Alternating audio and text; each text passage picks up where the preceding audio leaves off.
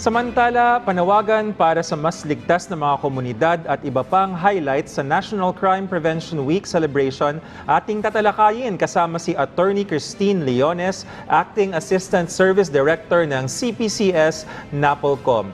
Magandang tanghali po, Atty. Leones. Magandang araw. Attorney, welcome back. Asek Albert, guest natin si Ma'am nung Monday. Oh, nice. Akala namin walang pasok, pero hindi. Ayun, ayun na nga. Sa ating pag-kick off, attorney, ng Crime Prevention Week ng nakaraang linggong ito, ano-ano na po yung mga activities na inilunsad at may kinalaman sa inyong panawagan sa malawakang seguridad at ligtas na mga komunidad? Actually, yung nabanggit din namin nung Monday, so tapos na siya kasi nung Wednesday yung aming research colloquium on crime prevention. So, gaya po nung guest nyo kanina, meron po kaming naging study from criminology students on indicators or mga factors that would promote cybercrime. So, we had another topic nung aming research colloquium was on evaluating the effectivity of our violence against women and children desk officers at the barangay level. And then, meron din po kaming nag-present ng kanyang study from professor from the Mountain Province State University on indigenous practices in peacekeeping. And nagkaroon po ng discussion between our students, professors, and we also had a representative from actually CICC, Cybercrime, yung kanina pong institution po na nabanggit nyo, Cybercrime Investigation Coordination Center, who gave their insights naman dun sa study on cybercrime din. And after that colloquium, we also had our crime prevention in community policing in Asia crime prevention webinar featuring best practices on community policing from Japan, yung kanilang Koban system, yung putting yung mga small stations rin in different communities, and then yung mentorship nila sa Indonesian police to develop din yung kanilang Indonesian police community policing system. So ang tawag ata nila is I think it's POLMAS. POLMAS. So how Japan police have been mentoring yung Indonesian community policing system and how it's been progressing. I think they began with a pilot project, pilot policing system, community policing system in their resort cities, yung kanilang mga tourist spots, and then now they're currently cascading and multiplying their community police units in Indonesia. And just today, we also had the culminating activity, although may iba pa kaming activities by tomorrow, and then na-postpone lang yung media relations orientation on our rule on media relations, safety of journalists, freedom of expression, and access to information ng next week. But today, we had an activity where we recognized the different crime, community and service-oriented policing initiated activities of our local government, or kung hindi man nila initiated but very much well-supported.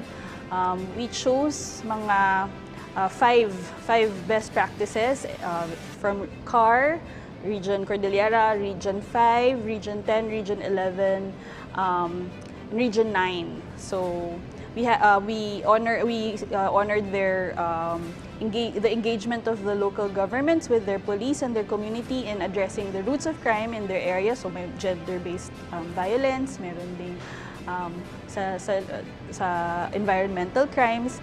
And we also had yung na-postpone nung Monday na kick-off na dapat magkakaroon po ng signing yung aming mga Metro Manila mayors. Today po natuloy. So kasama po namin si Mayor Zamora of San Juan and other representatives of different Metro Manila mayors who signed their declaration of support sa ating National Crime Prevention Week and our crime prevention programs.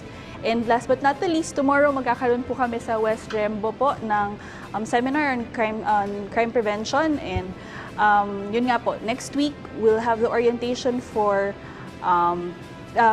PIO, Police Information Officers, Public Information Officers of the PNP on our rule on media relations, recognizing the need for better relationship between the police and our media in promoting information and as well as in ensuring that the safety of our journalists in doing their job is ensured. Yun po, security. Sa mga nabanggit niyo na activities, attorney, lalo na po doon sa pagbabahagi mula sa ibang bansa, ano kaya yung mga pwede nating, ayokong sabihin kopyahin, gayahin para maipatupad po, para mas maging ligtas ang ating mga komunidad? Actually, sir, yung Koban system nga po ng Japan, doon din po natin pinattern in part yung ating community and service-oriented policing na sistema.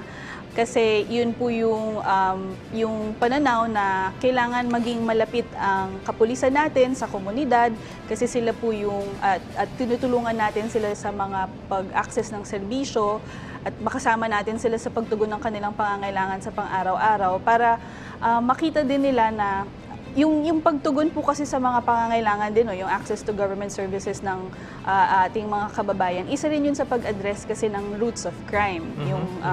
And yung trust na nabibuild sa ganong relasyon, yun yung nakakapagpatulong din sa kapulisan na makakuha din ng impormasyon at tulong sa ating komunidad. So gusto ko lang pong magbigay ng isang halimbawa po dun sa mga nanalo na community and service-oriented policing na projects na din-recognize po namin kaninang umaga sa aming culminating activity, ang aming luntiang, I think it was the Project Luntian or Luntiang Hardin and Project Green from Region 5. This involved our police, not just as law enforcers, but they helped law enforcers for criminal laws. Pero nag-expand po ang kanilang role in terms of environmental laws kasi sinamahan po nila ngayon ng ating mga Lake Lawa volunteers, so mga civilians and local government sa mga patrolling sa Laguna Lake to look out not just for illegal fishers or violators of environmental laws, tumitingin din sila dun sa mga possible flooding risks, security risks na dulot na rin siguro ng climate change. So, nag-expand sila ng role in collaboration with our local government and our community in relation to other parang basic needs and concerns of the community na where they belong. So yung ang kapulisan na involved po natin doon ay ang ating sa Bato sa Laguna. I think I'll get back to you on that. Pero it was sa may Laguna Lake po na city. Pero, Laguna Lake, nasa community sila. Yung jurisdiction ng police po doon, yung ka-partner po nila is the local government in that area. Pero kasi laki ng Laguna. Attorney, pinapulis rin ba nila yung mga flood control projects na hindi natuloy? Pero kasi community yung pinag-uusapan. Dapat. Diba? So, paano naiiba yung konsepto ng community policing na ito sa yung tinalakay sa webinar, no? Kumpara sa ginagawa nating programa, nabanggit nyo yung Koban, nabanggit nyo yung dito. Siyempre, hindi naman yan, sabi nga ni Asik Joey, ayaw natin ng kopyahan. Meron yung adaptation. So, ano yung in-adapt natin? Ano yung pagkakaiba, ma'am? Maganda yung tanong nyo, no? Alin yung sa flood control? Oo, yung sa flood control Pero yung kung sinasabi natin yung pagkakaiba dun sa Japan system, tsaka yung sa atin siguro, parang meron na po kasi tayong implementing rules and regulations sa ating community and service-oriented system. And mas nagfo-focus po ang ating sistema kumpara siguro sa Japan, no? Yung service, yung pagtugon sa ano ba yung mga pangangailangan at yung mga government services siguro na hindi masyado natutugunan ng ating mga komunidad kunyari, sa geographically isolated and depressed, disadvantaged areas na kunyari, yung kagaya ng kung walang kuryente, syempre mas prone yun to crime or malayo ang mga CR ay nasa labas. So sometimes yung mga babae kung kailangan pa lumabas, nagiging mas vulnerable sila to gender-based violence. So, yung ganong pagtugon sa pangangailangan, medyo yun yung isang, I think, mas focused ang sistema natin. Kasi like, just to give another example of one of the projects that we recognized this morning, yung Liwanag sa Dilim from Region 2, which was a partnership with the local government and the Quirino Police Station and the community on ito sa another GIDA, another geographically isolated area, yun na barangay, yung in-adopt nila na area. And wala nga pong ilaw, kerosene ang kanilang ilaw dun sa lugar.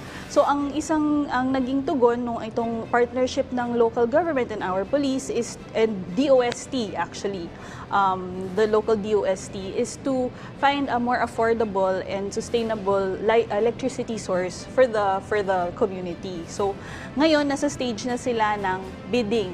Nako, ayan. But actually going back to your point on how does community policing help in monitoring flood control projects and possible corruption is reporting them. May role. Opo, and going back to media's role, we really appreciate the features that you had earlier na you talked about who to report to, what to report, what kinds of types of information that our authorities need. Kasi nga, yung mga, syempre, tayo na taga sa isang lugar, tayo yung nakakaramdam kung talaga po bang gumana yung proyekto na pinondohan. Sa grassroots. Sa realidad, sa pang-araw-araw natin na paggamit ng mga infrastruktura. Gano'ng katagal ba bago siya natapos? Yung mga ganun pong bagay. So, at nandun ba siya? Yes. Meron ba talagang naganap na proyekto? Tama po, sir. So, makialam, maging maalam, magmasid tayo sa ating mga environment, makialam, at makipag-ugnayan po sa ating gobyerno. Yan, gaya ng sabi ko kay attorney nung Monday, at dahil sa mga naibahagi niya ngayon, parang kailangan pa ng isang episode para sa mga dinidiscuss natin. Pero congratulations sa inyong pagunita ng National Crime Prevention Week. And sana pa magkaroon ito ng impact talaga para mas mabawasan ng krimen sa ating mga komunidad. Maraming salamat po sa inyong oras. Attorney Christine Leones, Acting Assistant Service Director ng CPCS ng National Police Commission. Thank you, ma'am. Thank you, ma'am. Salamat. Mahalaga talaga, ASEC Albert, yung partisipasyon ng community to police our communities. Oh yes, talagang pasok yan talaga.